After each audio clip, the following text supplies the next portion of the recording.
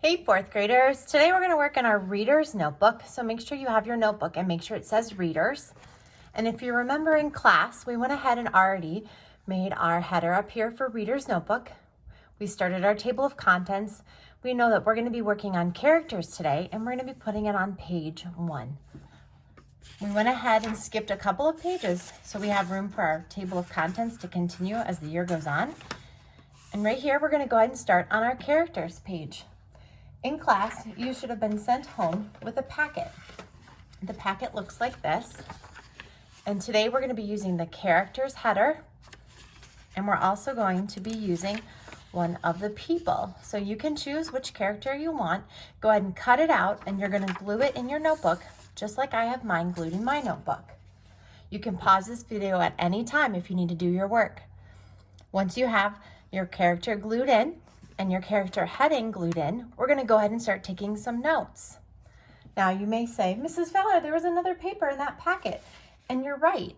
And that's going to go on the opposite page over here. We're going to glue that on this side. So that one looked just like this. You want to go ahead and trim the extra white off of the paper, and that's going to get glued on this side. And we're going to talk about that. So I'm just going to set that aside for right now. So if we look up here, this is what we're going to be learning. It says, I can use specific details from the story, and we know that when they say story, that means any text that we're reading, to describe a character in depth. In depth means in detail. Okay, and this that we're doing today is going to be about fiction. We talked about fiction in class, and we talked about how fict means fake or false. So we know that fiction stories are not based on facts. It's actually going to be something that was imagined. So we're going to go ahead and get started. And when you read, you need to be sure to pay close attention to what the character does and what the character says. We learn about the characters in our stories by their thoughts, their words, and their actions. So first of all, we're going to take a couple of notes about, well, what is a character? So characters, when we say that word, I want you to think that they are the people, and not just people, but they can be animals or creatures. So sometimes they're creatures. They could be mythical creatures like fire-breathing dragons and unicorns that are in stories, plays, or even sometimes poems can have characters. Okay, so first we're going to go ahead and we're going to write that. Like I said, feel free to pause this at any time if you want to, if I'm going too fast, because I am writing probably faster than you can. All right, the next thing is we're going to learn that a character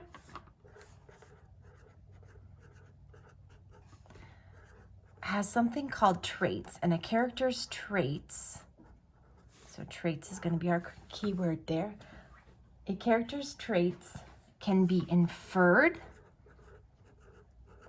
and that's an interesting word. If something's inferred, that means we're going to have to piece together the clues to figure out the information about the character. And we're going to infer it, or we're going to figure it out. We're going to be reading detectives through the actions.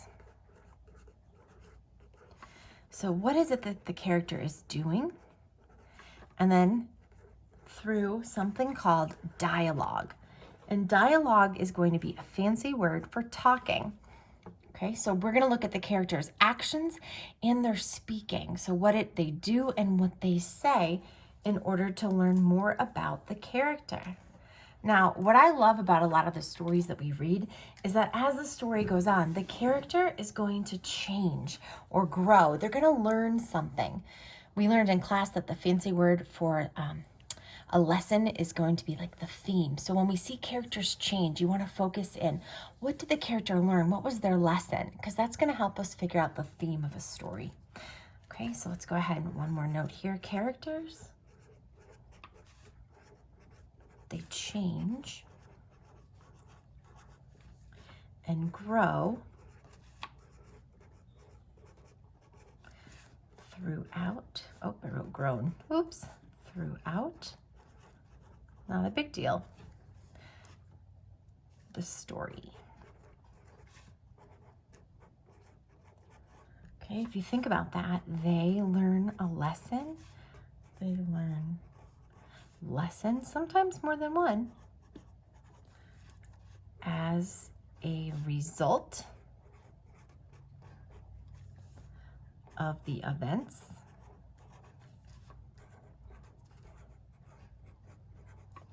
and even or sometimes conflicts. We learned that conflict is a fancy word for problems. We know that a conflict is a problem. All right, feel free to color this in if you want. And just in case you were wondering, I am using Flair pens today to take our notes, not smelly markers. All right, on the other side of your notebook, we're going to glue this chart. So I do want to take up a moment to talk about this chart. Now, this chart is talking about those character traits. So we just took notes and we realized we learn from the thoughts of the characters, the words that they speak, and we learn from their actions down here. And we also can pick up on their feelings, how a character is feeling. When we describe a character, we can talk about outside traits, and that's what you're going to see from the outside when you're just looking at the character.